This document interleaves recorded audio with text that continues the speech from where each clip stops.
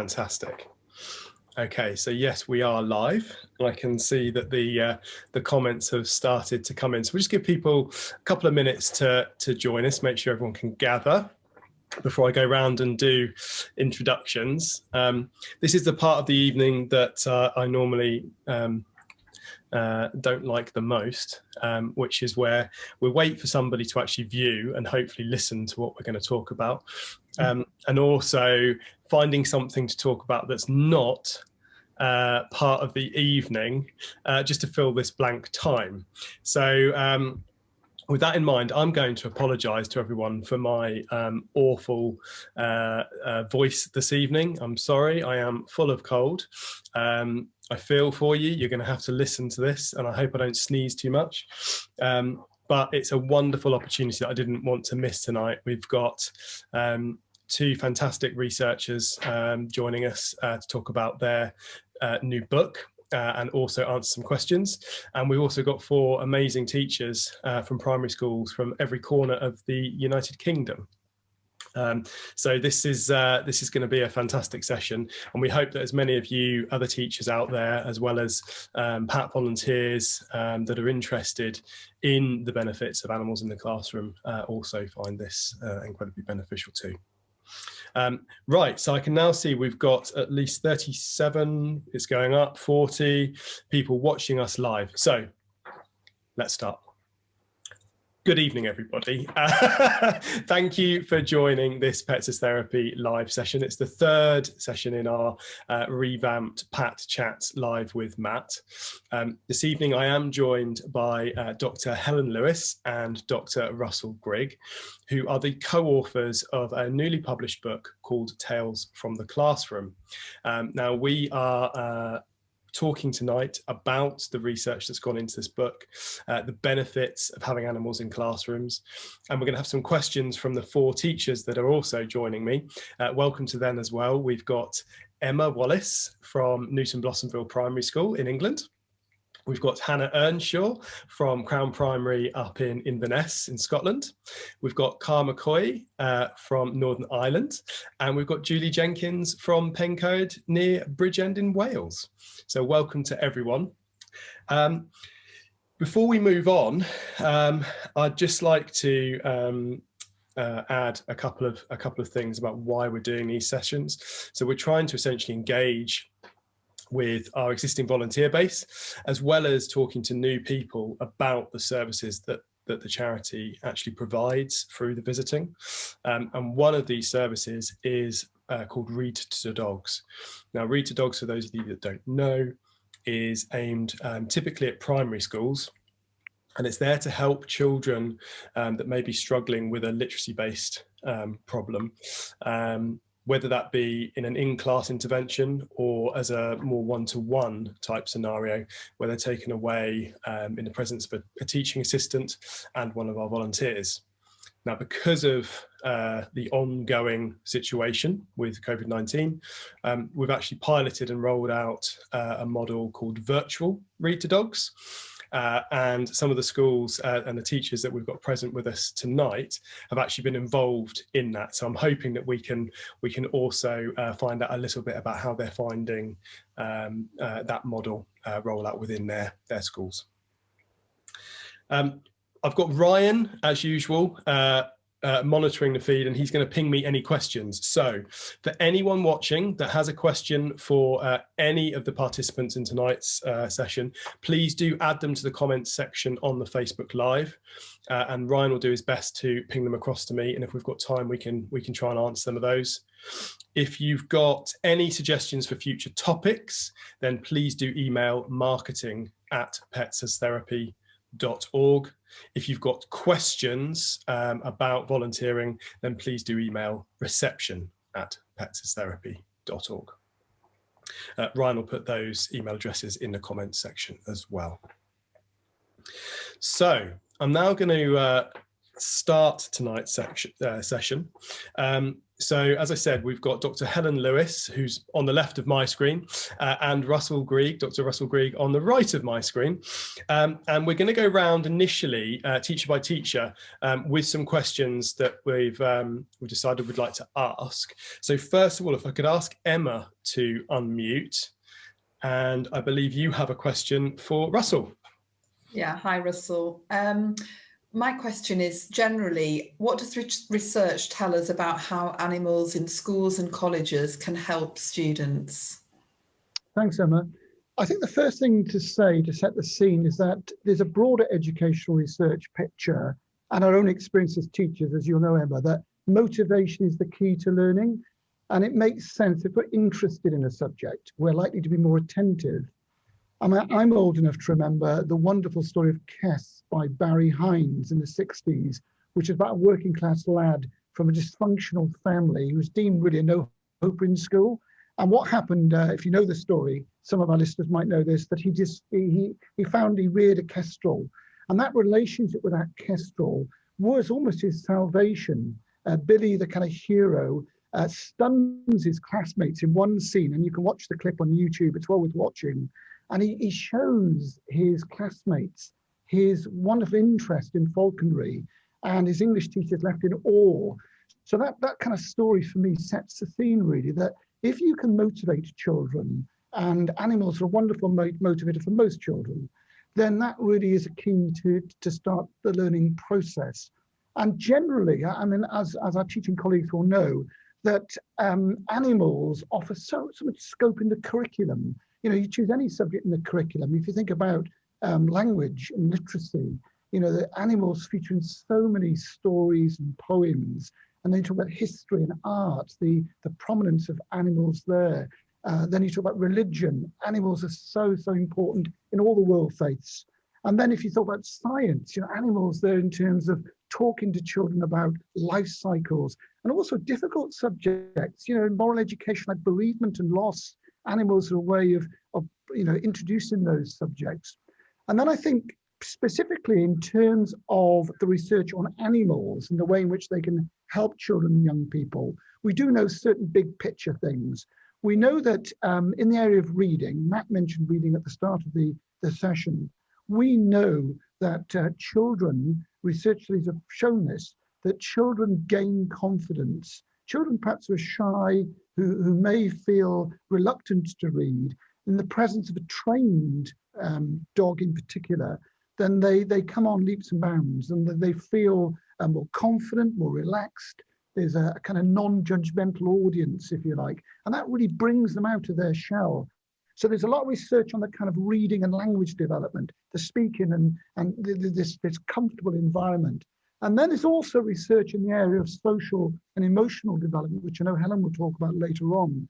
And then we also know from research that animals actually provide huge physical benefit. I mean, the obvious thing, you know, the walking and talking, if you take children, we know we've worked with schools that have actually used dogs to have a walking and talking experience with those children with behavioral problems. So they go outside, they talk to their handler, the dog or the teacher, about issues that are on their mind. So they're physical exercise benefits, but they're also kind of behavioral gains as well. So all in all, there's this huge amount of evidence about the benefits that animals bring. There are some limitations in research. You know, some of the research is quite small scale, and there's some issues about, you know, the amount of time that animals spend with children, what that tells us. And they're not a panacea. Animals are not a panacea, and they're not a replacement for you guys as teachers. But I'm sure you bear up the story that, you know, they do provide something, and that has a historical relation that goes right back to prehistory. You know, that bond between animals, particularly dogs, and children and humans. I think that's really interesting, actually, because we've looked at it very much from the reading and the literacy angle, but actually you delving there into the cross-curricular element of animals is actually very interesting, and something that I've not thought of. Although, you know, today we've started on a topic of South Africa, and very much it's animals that have really drawn the children in. That's what they're interested in. So yeah, that's really interesting. But I like the idea as well. I think it's the anxiety that animals, what is it about animals that seem to lift that anxiety and dissipate it? And I think that's what we've found in the small time that we've been working with Matt, is that, you know, there is something about having a dog around or an animal around that really does just make everything okay. Absolutely. I'm hoping there was something there that Russell touched upon outside of the literacy side of things.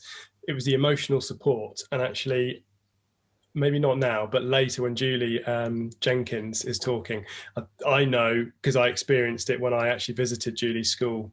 There was a particular situation, and we don't need to name names, obviously, but a really fantastic relationship there between a certain child and the therapy dog that was coming in for reading, but doing so much more than just literacy.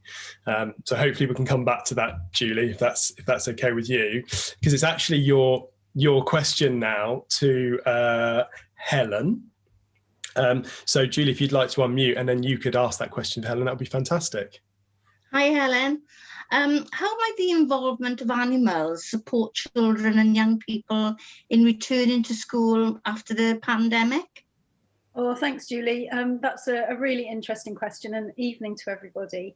I think the first thing to mention, and Russell sort of touched upon it, is that there is a wealth of research now into the impact that animals can have on well-being.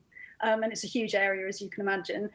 I'll focus particularly on aspects to do with social interaction, communication, because I think whilst children will have had very different experiences during lockdown, and I think their feelings of coming back to school will also vary immensely, I think that there is a lot of the research that talks about how this sense of having somebody to talk to, so an animal can become a confidant of children, it can become a friend. Children are very capable of forming strong friendships with animals. So that sense of companionship and that sense of friendship can be really powerful. But also the animal is like a catalyst for conversation. So for those children who might be quieter or who might be more anxious about coming back to school, by having an animal involved in your practice, you've got a common purpose, something common to talk about. So that sense of being able to talk about the animal and about the animal's needs is really important. And we've seen in some of the classes that we've been to, very young children talking about things like taking turns, talking about things like whose turn it is to feed the treats to the animal, whose turn it is. You know, these are very important sort of social skills. We've also seen a lot of research into specific groups of learners, so maybe some with additional learning needs can really benefit from that interaction with animals on a regular basis. There's a lot of research literature about autistic children and the benefits that they can have. And it might be very small steps, so it might just be about the amount of eye contact that they can make when an animal is present, or the fact that the adult and the child are paying joint attention to an animal, or that these children maybe will be stimulated into making an approach towards the animal that maybe they wouldn't do towards a person. So these sort of pro-social behaviours can become more evident when you're working with children in that way. But I think for me as a teacher, I'm really interested in the why that might happen and the kind of underlying principles. So there's been some really interesting research that looks at the nature of communication when an animal's present. And I think that this is really interesting. So there was one study where a person sat in a park with either a rabbit or a tortoise or a pot of bubbles or a television screen. And the researchers were looking to see how people approached that person and whether they came up to that person. And what they found was that adults on their own would come up to the person if they had the rabbit, or the in particular they were most interested in the rabbit, and they'd come up and they'd ask a couple of questions. But for adults who were accompanied by a child, the child didn't mind if it was a rabbit, didn't mind if it was a tortoise, but they certainly approached the person more frequently. But they also came up if there were bubbles. And so the researchers were thinking, well, maybe it's not the animal, maybe it's just the fact it's something different, something novel, until they began to look at the actual nature of the conversation that happened. And what they found was that when the person had bubbles, the child's kind of interaction would be, oh, wow. It was sort of exclamations, oh, wow, that's nice, you know, that kind of thing. When it was an animal, the depth of the communication changed. They asked questions, they wanted to find things out. So that stimulus and that catalyst for some wonder and some questions and some genuine opportunities to have a conversation seem to be greater when the animal is present. So I think that's really interesting. And the other thing, just very quickly, is I know lots of schools are looking at attachment issues and looking to see how they can support particularly vulnerable learners. Well, again, the research would say that children are very able to form a relationship with an animal that fulfills many attachment needs if they have that regular opportunity, and if the animal is somebody that they see as a safe source of comfort. So if that animal is able to offer that sort of removal from stressful situations, if they feel that the animal provides a safe haven, some of those attachments that we see can be very powerful. So I think that's another really interesting things for teacher to be looking at. That's great. Oh, sorry, Matt. No, I was going to ask you if you had any comments after that. Well, actually, I've got to say I could relate a lot to what Helen was saying regarding what you were on about the child that I've worked closely with, that I'll discuss later. And obviously, talking about children in the autistic spectrum, we have an ASD base.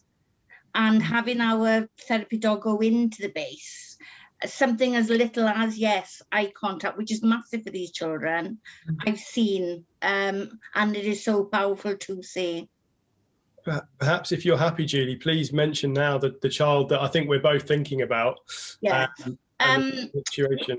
We have a child in school, a 10-year-old boy who has got severe attachment difficulties and separation issues from his mum, and found it very, very difficult to come into school on a daily basis. His attendance was very, very poor.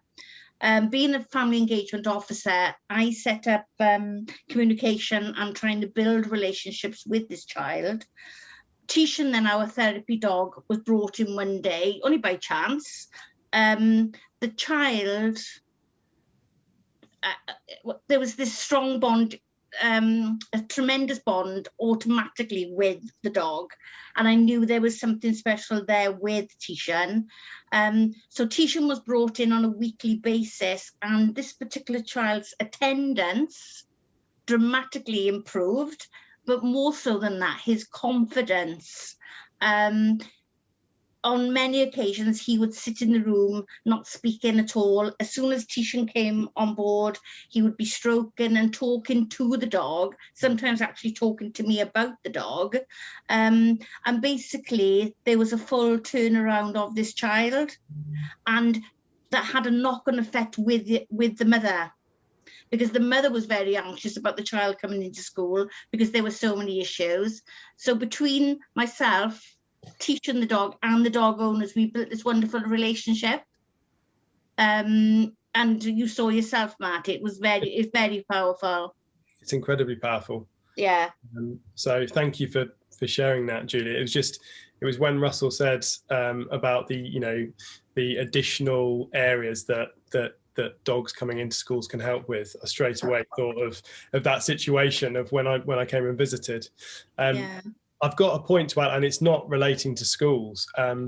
It's actually relating to when we have events and we have obviously a stand at maybe dog shows and what have you, to try and raise awareness of the charity and to try and recruit volunteers. When we don't have volunteers with dogs on the stand, nobody is interested in coming and talking to us. No one's interested in the human. As long as there's a dog, they'll come and talk, and that is where the conversation begins. Then they are having a conversation with the human and asking all the questions that they want to ask, and that to us is just, you know, it's a black and white of how the situation arises when you're in a therapy scenario. So yeah, thank you, Julie, and thank you, Helen, for answering that question. Before I move on to the next two questions, I just wanted to let people know as well. So the book that Tales from the Classroom that Helen and Russell have co-authored is actually on sale. Oh, thank you, Emma. Is actually on sale, and Ryan is going to place a comment in the feed. There's actually a special offer on at the moment. I believe it's 30% off. So there will be a link in the feed for anyone else that's interested in purchasing a copy of this book. And you know, feel free to take us up on that. We'll obviously also be adding comments later on, just in case you miss it now, and the video will be saved to the Pets as Therapy YouTube channel, so I'll add a link in there too. So moving on to question 3, I initially had this down as my question, but actually I think Cara would like to ask this, and this is another question for Helen, so I hope Helen's had a glass of water. Cara, would you like to unmute and ask this? Sure. Hi, Helen. Can I ask what factors need to be considered in terms of animal welfare when working within animal-assisted therapy? Yeah, thanks, Cara. I mean, this is probably the most important question of all. And I think we've seen a shift within the literature from this idea of using animals to the idea of involving animals in our practice. And I think the language is very subtle, but I think it's really important. Nobody involves animals intending to do any harm, but I do think that we have to be very careful because the best intentions can sometimes cause some issues. There are advised sort of 5 freedoms that, you know, all animals should have in terms of their welfare needs. But I think we need to go beyond that to look at how we can enrich the lives of the animals that we're involving in our practice. And in order to do that, I think as teachers, we need to do 3 things really well. We need to really research so that we choose not just the right species for our intervention, because different children will be interested in different animals. Different schools will have the opportunities to have different animals in, you know, so we need to research the species, but we also need to think about the children that they're working with. So one type of animal doesn't interest everybody, so we have to research really carefully there. But then we need to do some really careful preparation in terms of the environment, in terms of the way that the animal is going to be brought into school on a practical basis. And we need to constantly evolve and constantly monitor. And I think that we need to remember that you can look at species-specific welfare. So you can look at what a typical dog needs or what a typical rabbit needs. But then you need to remember that these are all individuals as well. So, you know, you're dealing with an individual character with an individual personality, individual fears, individual sense of what they enjoy doing. So that needs to be taken into account. And I think there are 4 really useful questions. If I was starting this to do this in my own practice, the first thing I would want to know is, do I know enough about this particular animal and how this animal tells me how it's feeling? So do I understand its body language, and will I pick up whether it's feeling excited or angry or scared? So do I understand that animal's communication? What job do I expect this animal to do? So who are the pupils that this animal is going to work with? So Julie, for example, some of your children that you were mentioning there might have quite unpredictable behaviour possibly. So I would need to make sure that I understood the nature of the children that the animal was going to work with. I'd need to think about the environment. So is this animal going to come into a quiet context? Is it going to be expected to cross the playground in the middle of the day when everybody's out? Those sorts of things. I need to think about that. And I need to think about the animal as an individual. And then I need to say, okay, so this is my context, this is my animal. Can the 2 work together to do the job that I'm hoping that they can do? And I think that those are really important questions. And then the other thing to think about is the idea of whether the animal has any choice in what's going on. So, for example, if you've planned an intervention, I don't know, with a guinea pig, for example, and you set your children up, you've got your 6 children around the table, they're all going to be observing the guinea pig and watching what it does, and that guinea pig decides to hide in its house at that exact moment, that animal is expressing a wish at that time, and we have to decide whether it's appropriate to go into the cage, remove the animal from where it's chosen to be, and then put it in the context that we wanted it to be in. And I think that's really important, because the right answer would be no, it isn't appropriate, because that animal is expressing its choice there. And I think that's a really difficult thing to balance in a school context. So I think that's got to be something that we bear in mind as well. It's how we understand the animal and how we allow it to have some sense of choice in the process. Thank you. Thank you, Helen. I'm really glad that there was that question there, Cara. We take the welfare of the animals incredibly seriously, and actually we feel, because it's the volunteer's own pet, obviously there is that first and foremost responsibility to their pet and their welfare, and we make it very, very clear that, you know, that is their only responsibility when on visit. We also state that there's a maximum of 2 hours per visit, just so that the animal then has a sufficient break and escape from what can be quite tiring. But obviously 2 hours is the maximum, but they need to be paying attention to what signals that the actual animal is giving off at the time. The other thing that came up the other day actually is the Dogs Trust have launched some new guidance for any school-based animals. So if anyone out there listening, whether that be volunteers or other teachers, is interested in looking at the animal welfare specifically side of things, please do take a look at the Dogs Trust website. There's some new updated guidance on there, which covers all things from school dogs, which we at Pets as Therapy don't really endorse. We feel there's too many grey areas in terms of when is a dog working and not working, all the way down to visiting dogs, which is where obviously Pets as Therapy fulfills the service. So I think it's a really, really important note. If you are considering having an animal therapy team come to your school, you really need to consider the welfare of not just the volunteer, but also the animal. Question 4, which is the last formal question, if you like. Now this is from Hannah, and I believe it's going to be covered by both Helen and Russell. So Hannah, if you'd like to unmute, and then you can ask this one, please. Yeah, firstly, I just wanted to say thank you for the book. It was really, really interesting to read, and it gave me a lot of food for thought of how we can develop what we're doing at the school I'm working in. So that was fantastic. But on to my question. Obviously, we're all in varying degrees of lockdown across the UK at the moment. We've not managed to have our therapy dog visiting at all since the first lockdown. And it's something that the kids are very much missing, and the staff are finding quite frustrating as well.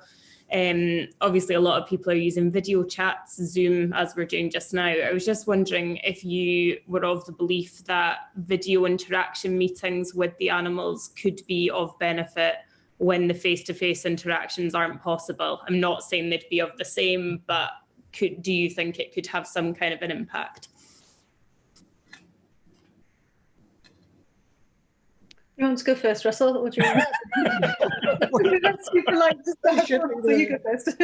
Politeness on these Zoom calls. Well, I think it's possibly a bit early to say in terms of impact, because of some of the studies are quite recent. I mean, it is, as you rightly say, a very unusual, unique circumstance we're all in all over the world at the moment.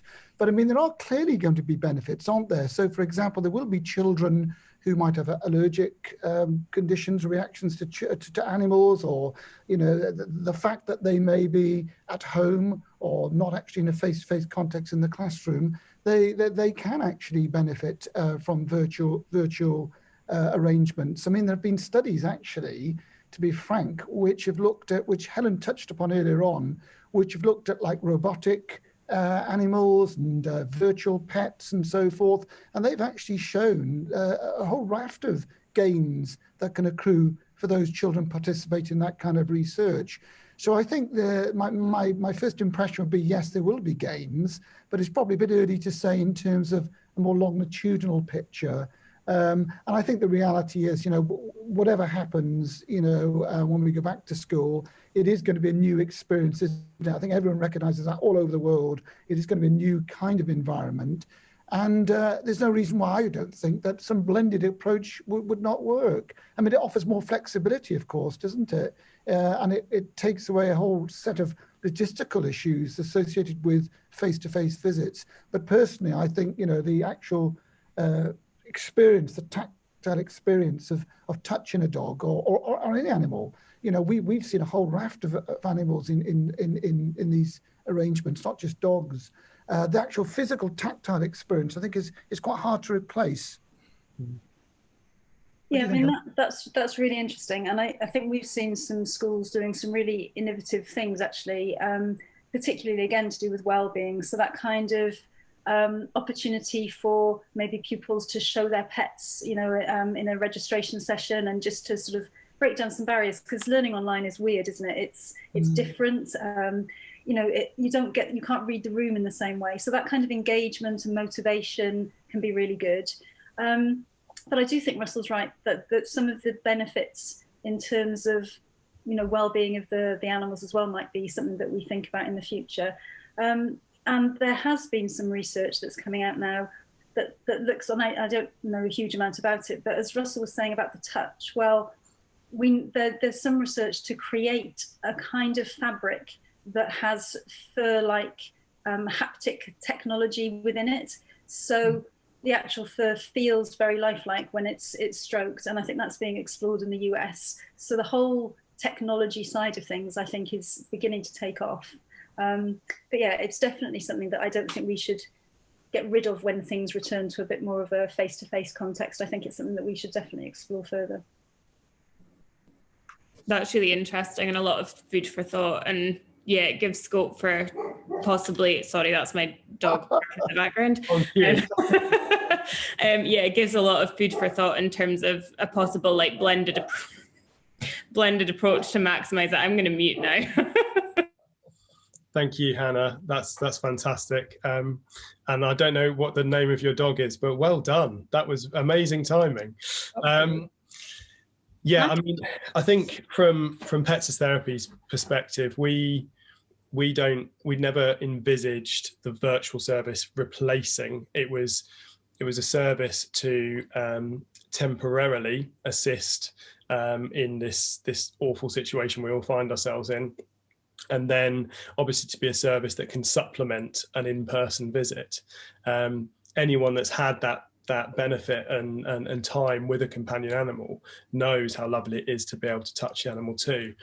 But something that we found from when we were piloting it and subsequently in testimonials is that actually the virtual service, which obviously has been the only thing that can happen, has been another way for children that would otherwise be either isolated at home with parents or carers, or for the lucky ones that are, children of key workers that are placed in a school, it's another positive adult that they can interact with and an animal. So it breaks that monotony of home-based schooling, or being in school with very few of their peers and their little friends around them. So there's different things that it brings in. But that was a lovely question, Hannah, and thank you to Helen and Russell for building that together. We've actually got a little bit of time to ask anyone that's viewing to ask any questions, as well as to hear a little bit more from our teachers that have joined us about their own experiences of either the normal PAT in-person visits or the virtual service. If it's okay, I'm going to ask a question that was posted earlier, And this is actually specifically for Pets as Therapy. And it's, how are you recruiting new applicants during COVID? Well, in answer to that, at Seaside Car, we're recruiting in exactly the same way. So if you're interested in joining as a volunteer, or indeed you're an establishment that wants to request a visit, you still visit petsastherapy.org. And under the Join Us tab, there's the relevant section there to join as Pat Dog or join to request a visit as an establishment. You can start that process. At the moment, we can't do any assessments until obviously the lockdown rules have been eased, but you can start the process of registering with us. I hope that's helped. We've got another question here. And this is open, so anyone who feels that they'd like to answer this can go ahead. So you could probably all unmute, and then we'll see who gets there first. This is from somebody called Purvaja Kumar, and apologies if I've mispronounced that. What kind of professionals does one work with within a school? An animal assistant therapist and or an animal behaviourist? Who would like to answer that? I can field it if nobody else would like to. Right. Hannah, you're looking like you're poised, ready to answer. No? Okay. So typically, as a volunteer team going into a school, it's normally somebody on either the SEND team, so the SENCO, so that's Special Educational Needs Coordinator, that's the main point of call within a school. That's not to say that's in every situation. It may well be a head or a deputy head, or it might be a teacher with a particular lead role within a school. And you would find that out when you start the communication of actually partnering up with a school. So, for example, in my daughter's school, it's actually Emma who's the lead teacher within the school, and also Sarah who's the reading lead in the school, and they very much work as a partnership.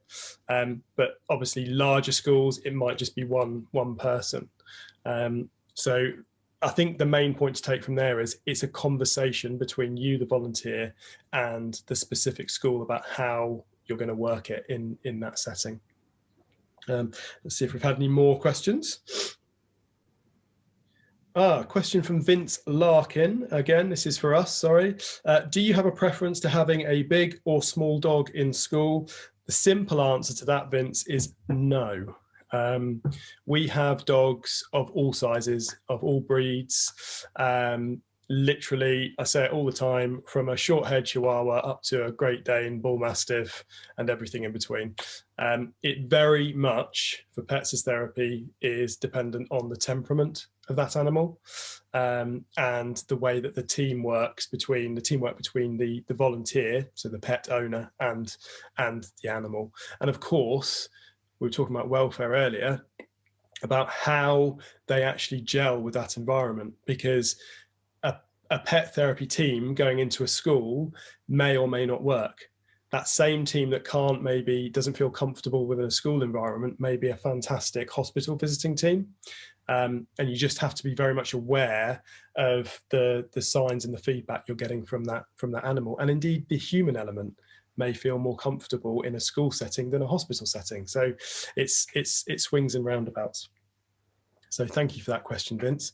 I'm going to hand over to the teachers to see what, if any, feedback they have. If we could start first of all with the virtual service, just to see how you felt it's gone, because from my point of view, it's quite different to the in-person visits. There might be different challenges, but it would be lovely to see from the school side of things exactly what that's meant. I'm just going to do lucky dip. Cara, have you experienced the virtual service for Read to Dogs? I'm not going to go to you, Cara. Julie. Hi. I haven't on a large scale as far as, our group sessions, but going back to the trial that I was on about earlier, if he's having a bad day, or if he's very distressed coming in and really anxious and reluctant to come in, I will actually say to him, shall we give Tishan a little call and owners a video call, so that he can see the dog and talk to the owners online, and it works. Fantastic. Yeah. So it relieves anxiety, well, I say immediately, over like a 15-20 minute period, but it works compared to me just sitting there talking to him. So that's been another tool, if you like, in your chest that you've been able to utilize, which actually, in normal circumstances, if every child was in school, you maybe wouldn't have been able to do, because it wasn't a scheduled visit. So that's a pro for having the virtual setup, and obviously that the volunteer is indeed available to actually take that call. And I think that's the important thing, isn't it? Is having the relationship with the volunteer. We've built a very good relationship, so they don't mind me phoning just on the off chance. Are you in? Can we speak to Tishan for 5 minutes? Yeah. So, you know, that's the relationship we've got, and it's been built over the years. And actually, I think, again, that you've brought up another point that's so important to remember, is the volunteer team, for it to work in the best way that it possibly can, the volunteer team have to be fully assimilated into the school environment. So it's not just here's a volunteer, it's a service and it's done. They're part of that environment, they're part of the team. And I think the better the communication is between the school and the volunteer, the better the outcome for all involved, actually. Hannah, did you have something to add there? Sorry. Not really. It was just when you were talking about the relationship between the kind of volunteer and the school and stuff, I was very much agreeing with that. It makes a huge difference. In terms of our virtual, we've not really done very much in terms of the virtual stuff at our school. It's something we were considering. I just use my own dog all the time in my live teaching sessions to try and get the kids a bit more motivated and engaged in what we're doing, and it does work. We get a Rogue's here, and then they're all suddenly listening again. So yeah, but we've not done anything officially. Oh, okay. Well, there's still time. But no, it's good to hear that, you know, there is some obviously some flexibility and therefore some benefits. Emma, have you got anything to add from your experience of the virtual service? Well, it's interesting because we've come in on it from the virtual, from starting with virtual. So we're coming in at it from a very different perspective. And it's very interesting for me to hear the way that you know, what you've talked about having real visits, because we've not really had any real visits. We had one in the summer term when we had a BBC crew with us, and we had managed to get our Read to Dog volunteers came up as a surprise, and that showed me a little bit of the value of that face-to-face contact, because we found the Zoom's been really good. Particularly, I'd say the strength of it is more in the one-to-one. That when it's a group read, it's lovely, but you don't get the same. I don't feel the impact's the same for the children. It's a bit like, you know, sharing a story, and that's great in as well. But when it worked best was when we were in lockdown 1, and we were really reaching out to those children that weren't able to come back into school and were still very early stages of their literacy, their reading journey. And actually, even just to have, you know, the fact that we set it up, you know, Matt was very good at setting up. So we had, you know, the child had the book, the volunteer had the book, you know, things like that. The actual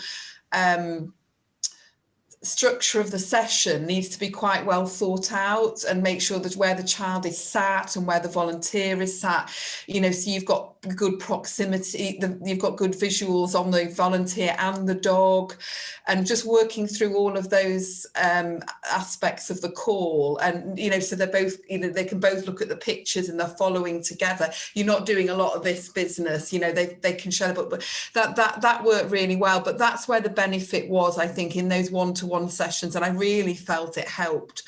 some of our children who felt really quite isolated. They had parents shielding, you know, that kind of thing. But what I'm really excited about is trying to kind of foster that, you know, a live dog in the school and move on to that, because that's where, you know, it'll be really exciting. And I think you're absolutely right. It's about being part, that person needs to be part of a team. They're not just a visitor. And I think that's where, you know, where it's got the power. Definitely. Thank you, Emma. Well, we're looking forward to having the in-person visits set up at Newton Blossom Mill and the rest of the VSF going forward. And obviously, I think, you know, all of our volunteers out there that are listening, they're really chomping at the bit to start their visiting up again, because actually the volunteers get something out of this as well. It's not just the benefit of the child. You know, the volunteers really do enjoy the interactions as well, especially when they can see on this one-to-one level how a child is benefiting from them sharing the companionship of their precious animal. So yeah, it's really exciting to think about the potential of going back to in-person visits soon. I've got another question here from a Nuala Burke. What should you look for in a dog or other pet when thinking about training them for the role? How do you know they may be good for it, especially if you are thinking about a rescue dog? Or is that a question for a different live chat, as isn't specifically a school-based question? I don't think it's a specifically school-based question, Nuala, but actually this could be a fantastic one to give to Helen and Russell, if they wouldn't mind fielding that. Yeah, I mean, I'm happy to answer. I mean, I think, as you already said, it's not necessarily about a particular breed. It's about that dog's personality and that dog's temperament. And different organisations have got different assessment criteria. But I certainly think you want to look for a dog who enjoys and is able to cope with meeting different people. So, you know, they're going to be put in different environments to the family home. So they need to be outgoing without being too demanding of your time. And that takes a certain amount of confidence, I think. So, you know, it needs to be a dog who's been well socialized, but then you still need to be not just assessing that dog in terms of that dog's temperament, but looking at that dog in the specific context that it's going into. Because, you know, I have two dogs at home. One of them, both of them I've taken to university to work with my students, but they wouldn't both be happy in the same classroom context. It would depend on who I was working with as to who they would be better with. So I think we need to look at the very specific classroom, but it's that relaxed dog.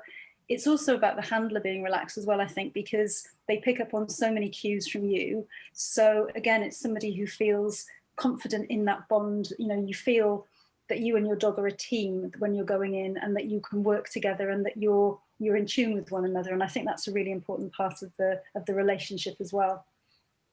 Thank you, Helen. Russell. Yeah, just add, I think knowing the animal's history is very important.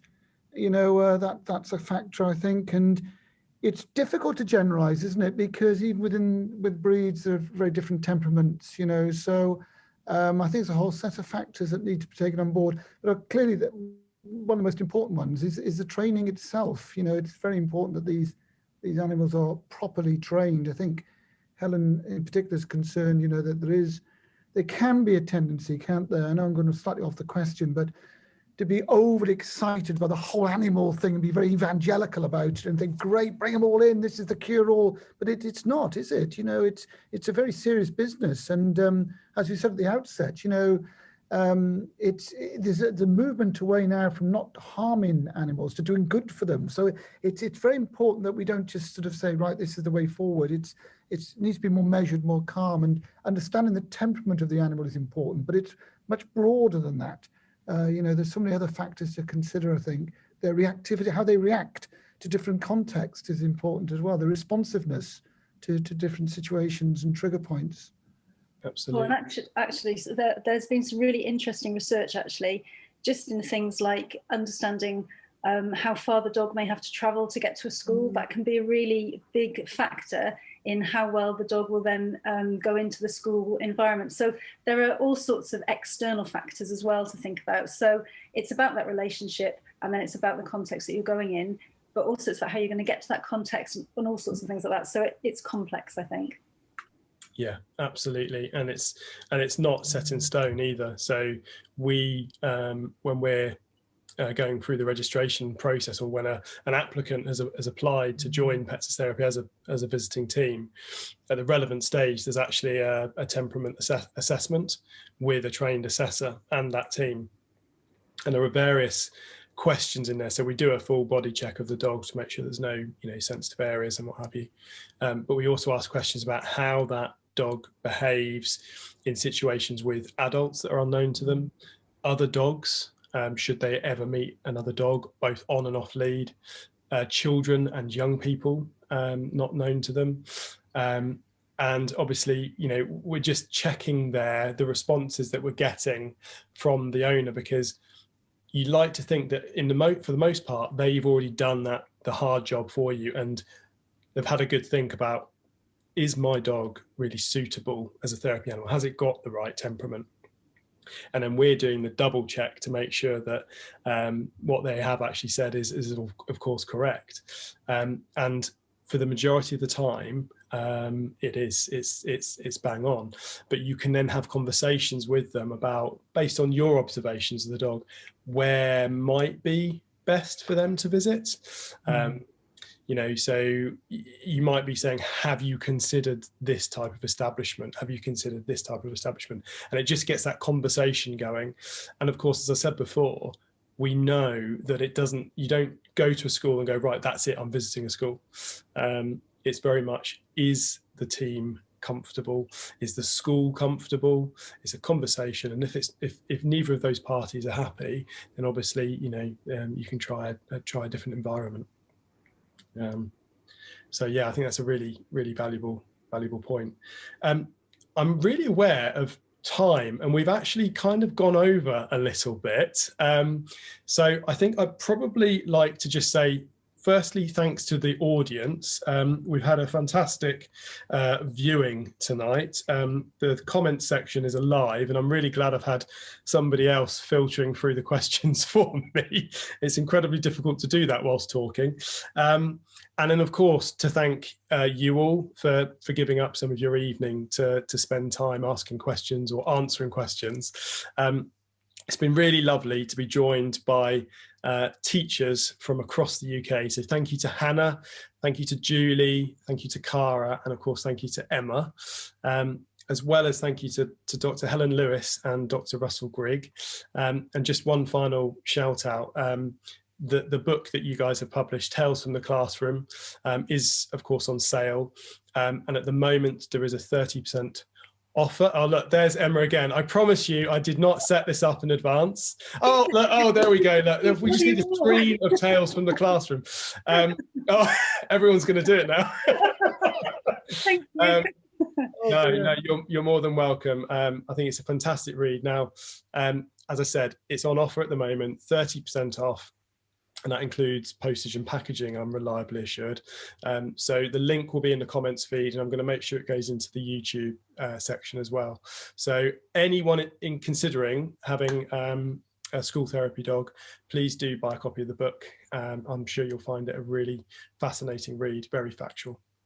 So that's it from me, other than to say it's been a lovely evening this evening.